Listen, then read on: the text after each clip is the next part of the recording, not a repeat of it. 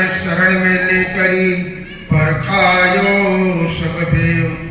यह तन विष की बेलरी गुरु अमृत की खान। शीश दिए जो गुरु मिले तो भी सस्ता जान। जाको सदगुरु ना मिला व्याकुल गहु दिश धाय।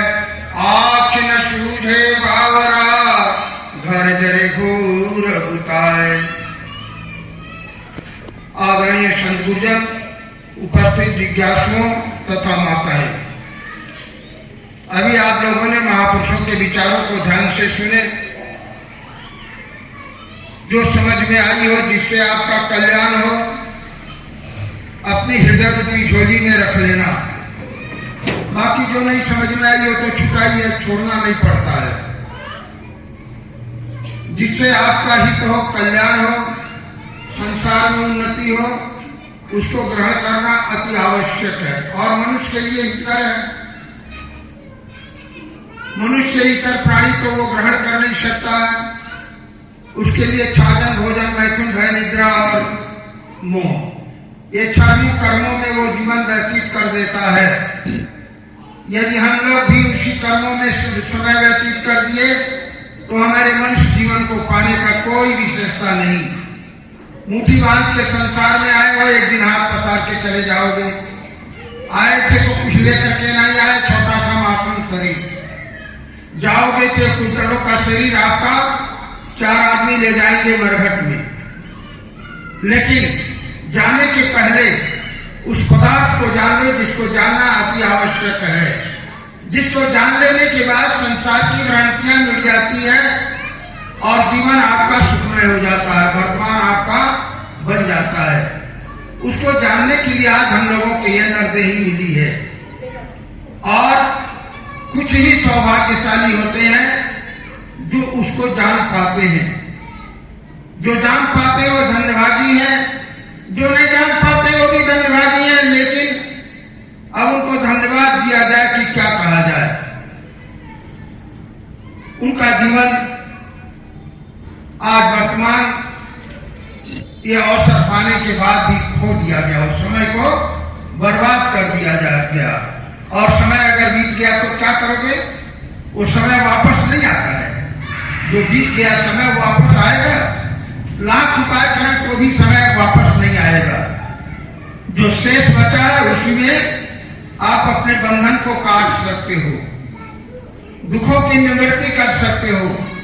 सदगुरु कबीर इस धराधाम पर आकर के 120 वर्ष की लंबी आयु तक मानवता का संदेश दिया है। मानव, तू महान है और तू ही भगवान है। मानव से को हटा दिया जाए तो भगवान कोई व्यक्ति नहीं, मानव ही भगवान का दर्शन हो सकता। आप जितने बैठे हो ना, ये भगवान का अस्तित्व है, स्वरूप है। इसको हटा दिया जाए तो कहां भगवान मिलेगा? और इन्हीं प्राणियों से हमारा संबंध होना चाहिए। इन्हीं प्राणियों से हमारे अंदर सद्गुण मिलता है और सद्गुण देना होता है। अगर इनको हटा दिया जाए तो आपको कहां सद्गुण मिलेगा? सदगुरु कबीर इस धराधाम में आकर के मानवता का संदेश दिया है। साहिब कहते हैं, हंसा तू सुवर्ण वरण, क्या वर्णो मैं तो तरिवर पाए पहलियो तबे सराहो तोय। सदगुरु कबीर का संदेश। अय हंसा, अय मनुष्य, हंस का उपमा देकर के मनुष्य को समझा रहे हैं। अय मनुष्य, तू सुवर्ण है। सुवर्ण यानी सोने में कोई विकार नहीं होता है, खालिश अगर सोना है तो। अब उसमें कुछ मिला हुआ है, उसको खालिश बनाना चाहो तो पाछी के पास ले जाओ, किसी सुनार के पास ले जाओ, उसको गला करके सुहागा डाल के और नकली चीजें निकाल देता और असली बच जाता है। ऐसे ही सदगुरु का संदेश है। ऐ मानो तू सुवर्ण के जैसे है, तुम्हारे अंदर विकार नहीं है, लेकिन संगत में आकर के तुम विकारी बन गए। पर घबराना नहीं, जैसे संगत से विकार आ गया है वैसे संगत से विकार मिट भी जाएगा। जो प्रकृति का नियम है, जैसे संग करे नरलोई वैसे बुद्धि शरीर ही हुई। जैसा संगत कर लेंगे आप उसी तरीके से बन जाओगे। पानी सफेद है, आप जानते ही हो, पानी में कोई रंग नहीं, कपास में कोई रंग नहीं। ये जब हम लोग ये कपड़े धारण किए हैं काले पीले नीले इत्यादि, ये कपास एकदम शुद्ध स्वच्छ, लेकिन इसमें रंग पड़ जाता है तो इसका रंग बदल जाता है। वो रंग नकली है, असली नहीं। असली तो कपास सफेद ही होता है। इसी तरीके से आपका जो अस्तित्व है, चैतन्य है, वो निर्मल है, उसमें कोई विकार नहीं है। विकार संगत से आ गया, अगर विकार संगत से आ गया तो अच्छी संगत में जाओ, वो विकार मिट जाएगा और सद्गुण आ जाएगा और धीरे धीरे आप महान हो जाओगे। महान का मतलब यह है कि सारे विकार मिट जाएंगे और सामने का है जैसा रहे तैसा कहें कबीर विचार। जैसे चैतन्य है निर्विकार, उसी तरीके से वो निर्विकार रह जाएगा। उसके लिए संगत की आवश्यकता है। सदगुरु कहते हैं हंसा तू सुवर्ण वरण, क्या वरण हो तुम्हें, तेरी वर्ण में क्या कहूं। उसकी वर्ण किसलिए क्यों नहीं किया जा सकता है, इसलिए वर्ण नहीं किया जा सकता है जो स्वच्छ है निर्मल है, वो तो जैसा का तैसा है ही। लेकिन जो विकारों में पड़ गया है उस विकारों से अलग करूं। एक मैं छोटा सा पद कहूं, शायद आप लोग सुने भी होंगे, और थोड़ी सी धर्म चर्चा करूं। पहले मेरे को वो पद कहना चाहिए था लेकिन वो थोड़ी सी बाड़ी आगे बढ़ गई।